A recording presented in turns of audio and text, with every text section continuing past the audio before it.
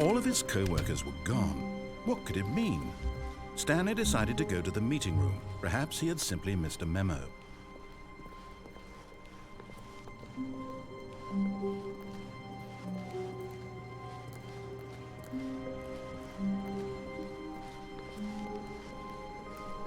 Doors, he entered the door on his left.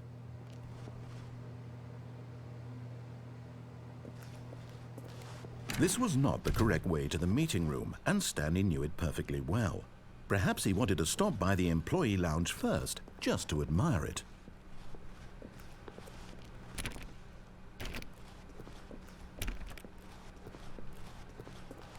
Ah, yes, truly a room worth admiring.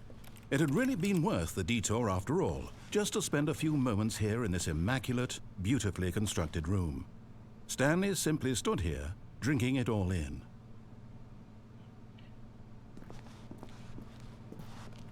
But eager to get back to business, Stanley took the first open door on his left. Stanley was so bad at following directions, it's incredible he wasn't fired years ago.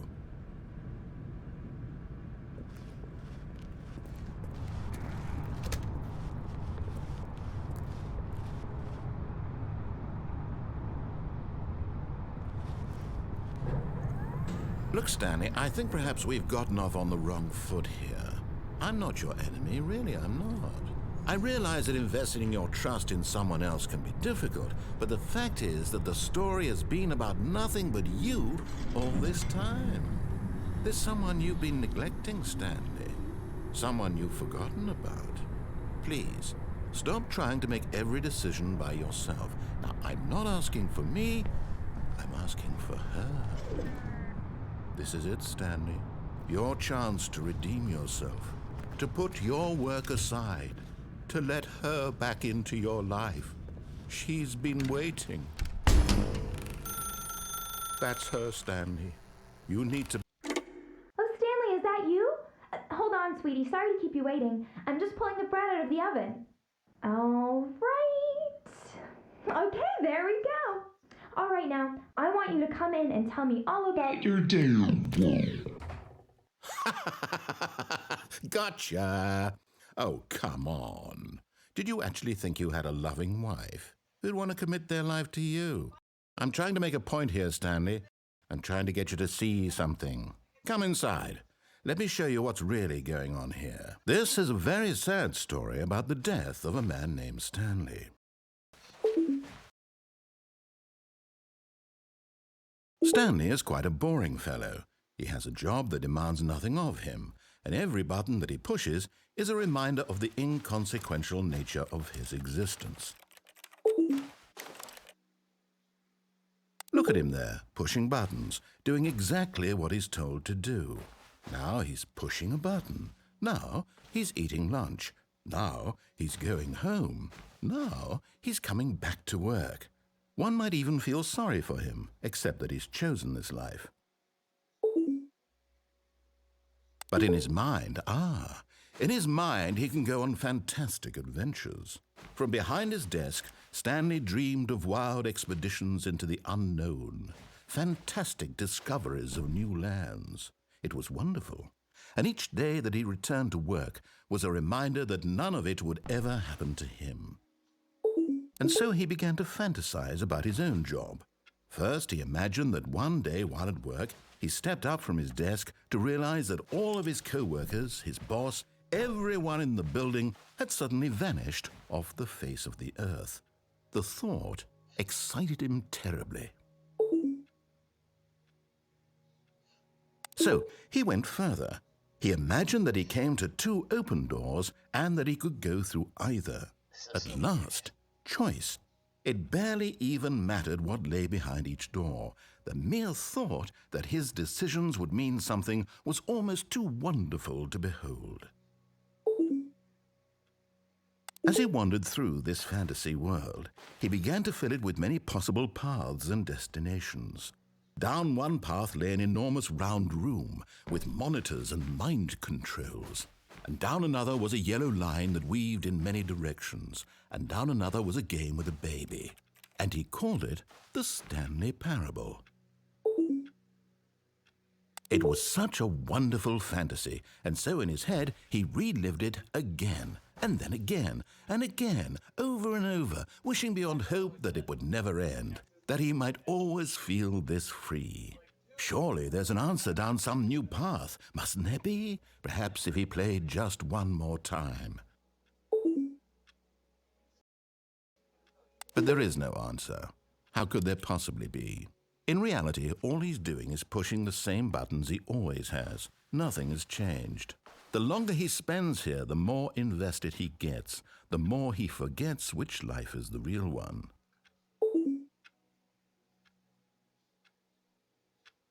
And I'm trying to tell him this, that in this world he can never be anything but an observer, that as long as he remains here, he's slowly killing himself.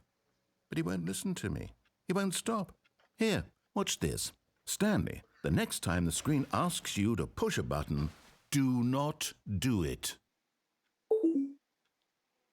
You see? Can he just not hear me? How can I tell him in a way that he'll understand that every second he remains here, he's electing to kill himself? How can I get him to see what I see? How can I make him look at himself? I suppose I can't, not in the way I want him to.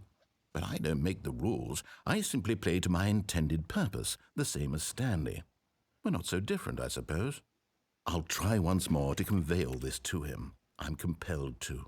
I must. Perhaps, well, maybe this time he'll see. Maybe this time. And I tried again, and Stanley pushed a button. And I tried again, and Stanley pushed a button. And I tried.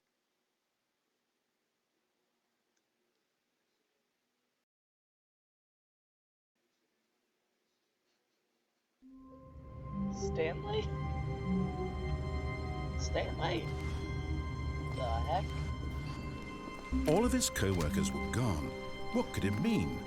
Stanley decided to go to the meeting room. Perhaps he had simply missed a memo. No, I'm not going to the meeting room. I'm not listening to you, whoever you are. When Stanley came to a set of 2 open doors, he entered the door on his left. Go on the left side. Yet there was not a single person here either. Talk Feeling a less. wave of Shut up. disbelief, Stanley decided to go up to his boss's office, hoping he might find an answer there. Are you done? Okay, there. Oh. Let it fall up inside of you. Take pass coworker. Cool. I can make clicky noises. That's fine. Room closet. Hey! Stanley stepped into the broom closet, but there was nothing here, so he turned around and got back on track. No! I'm staying in here. I like it. There was nothing here. No choice to make, no path to follow, just an empty broom closet. I like No being- reason to still be here. I like being in the broom closet, narrator. So basically, I'm a guy named Stanley, and I think I've learned that by now. Coming to a staircase, Stanley walked upstairs to his boss's office. Okay, let's go downstairs. Ooh, creepy light. Hey, what's down here? A parking garage? But Stanley just my couldn't car. do it. He considered the possibility of facing his boss, admitting he had left his post during work hours. This He is a might be sucky car. fired for that. And in such a competitive economy, why had he taken that risk? I don't All know. because he believed everyone had vanished? His boss would think he was crazy. And then something occurred to Stanley. Maybe, he thought to himself, maybe I am crazy. Maybe. All of my co-workers blinking mysteriously out of existence in a single moment for no reason at all? None of it made any logical sense. And as Stanley pondered this, he began to make other strange observations. For example, why couldn't he see his feet when he looked down? Yeah, I was Why actually did thinking doors that. close automatically behind him wherever he went? And for that matter, these rooms were starting to look pretty familiar. Were they simply do? repeating? They do. No, Stanley said to himself, this is all too strange. This can't be real. And at last, he came to the conclusion that had been on the tip of his tongue. He wait. just hadn't found the words for it. This is I'm repeating. dreaming! Dream. He yelled. This is all a dream. Dream. Oh, what a relief Stanley felt to have finally found an answer, an explanation. His co-workers weren't actually gone. He wasn't going to lose his job. He wasn't crazy after all. And he thought to himself, I suppose I'll wake up soon. I'll have to go back to my boring real-life job pushing buttons. I may as well enjoy this while I'm still lucid. So, he imagined himself flying and began to gently float above the ground. Then he imagined himself soaring through space on a magical star field, and it too appeared. It was so much fun, and Stanley marveled that he had still not woken up. How was he remaining so lucid? And then perhaps the strangest question of them all entered Stanley's head. One he was amazed he hadn't asked himself sooner. Why is there a voice in my head dictating everything that I'm doing and thinking? Yeah, that's kind of weird. Now the voice was describing itself being considered by Stanley, who found it particularly strange. Am I Stanley? I'm dreaming about a voice describing me, thinking about how it's describing my thoughts, he You're thought. Stanley. And while he thought it all very odd and wondered if this voice spoke to all people in their dreams, the truth was that, of course, this was not a dream. How could it be? Was Stanley simply deceiving himself, believing that if he's asleep, he doesn't have to take responsibility for himself? Sure. Stanley is as awake right now as he's ever been in his life. Are you sure? Now, hearing the voice speak these words was quite a shock to Stanley. Yeah. After all, he knew for certain, beyond a doubt, that this was in fact a dream. Did the voice not see him float and make the magical stars just a moment ago? How else would the voice explain all that? This voice was a part of himself too. Surely, if he could just... He would prove it. He would prove that he was in control, that this was a dream. So he closed his eyes gently, and he invited himself to wake up. Wake up. He felt the cool weight of the blanket on his skin, Should I pinch the him? press of the mattress on his back, the fresh air of a world outside this one. Let me wake up, he thought to himself. Let me wake up. I'm through with this dream. I'm through with I this wish dream. it to be over. I wish it to be over. Let me go back to my job. Go back to my Let me continue pushing the buttons. Please, it's all I want. I want my apartment, and my wife, and my job. All I want is my life exactly the way it's always been. I do not want that one. My life is normal. I am normal. Everything will be fine. I am okay. You sure? Voice, are you okay? You don't sound okay. Voice, why is there a weird left? Stanley began screaming. Please, someone wake me up. My name is Stanley. I'm I have a Stanley. boss. I have an office. I am real. I'm Please, real. just someone tell me I am real. I must be real. I must be. Can anyone hear my voice? Who am I? Who am I? And everything went black. Cool. Black. This is the story of a woman named Mariella. Ooh. I'm a lady Stanley. Mariella woke up on a day like any other. Cool. She arose, got dressed, gathered her belongings, and walked to her place of work. But on this particular day, her walk was interrupted by the body of a man who had stumbled through town talking and screaming to himself, kinda and weird. then collapsed dead on the sidewalk. Huh. And although she would soon turn to go call for an ambulance, for just a few brief moments, she considered the strange man. He was obviously crazy. This much she knew. Everyone knows what crazy people look like. And in that Like that, moment, Liza. she thought to herself how lucky she was to be normal. I am sane. I am in control of my mind. I know what is real and what isn't. It was comforting to think this, and in a certain way, seeing this man made her feel better. But then she remembered the meeting she had scheduled for that day. The very important people whose impressions of her would affect her career, and Yeah. by extension, the rest of her life. She had no time for this, so it was only a moment that she stood there, staring down at the body. And then she turned and ran. What, yeah, why didn't she like call like 911 or something? Like me, Stanley is barely passed out.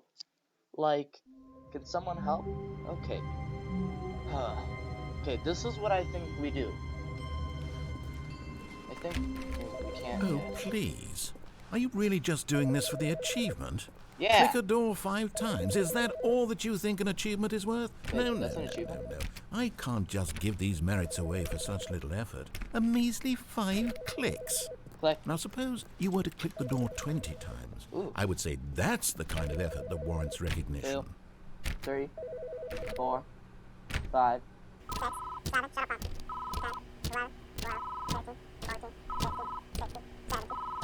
19, 20, 21, 22, 20. I give up. I clicked that door more than 20 times. Hey, what's in here? Okay, never mind. I'm gonna click stuff. Oh, okay. Ooh, let's go in here. Senor! No.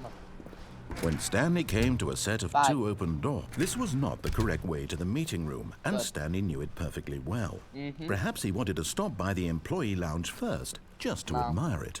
No. Wow. Yes, this 5. room. But eager to get back to business, Stanley took the first open door on his left. I think we should actually go through this door now. And so he detoured through the maintenance section, in walked here? straight ahead to the opposite door, and got back on track. I pushed the button. What the heck? But Stanley didn't want to go back to the office. No. He wanted to wander about and get even further off track. So now in order to get back, he needed to go, from here, it's, left. Left? I just tried to go left. That didn't work. I don't think I can go any other way. Oh, no. No, Oh. it's to the right. My mistake. Where to go? No, not the right. Why would I have ever said it was to the right? What was I thinking? No, It's what were you clearly... Oh, dear, would you hold on for a minute, please? Dude, you just go back through.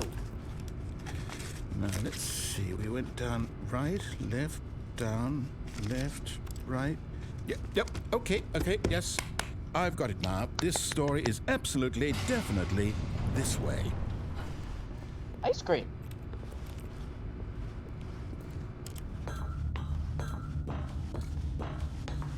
No, What? no. This isn't right at all. You're not supposed to be here yet. This is all a spoiler. Quick, Stanley, close your eyes. Okay. Okay. We just have to get back to, oh, who am I kidding? Can I open them now? It's all rubbish now. Can I The whole open? story completely unusable. How about, rather than waste my time trying to salvage this nonsense, we'll just restart the game from the beginning. Yeah, And this wait, time, no. suppose we don't wander so far off track, hmm? That was your fault. Okay, It was from your the fault. top. You told... God dang it. You told me to go that way.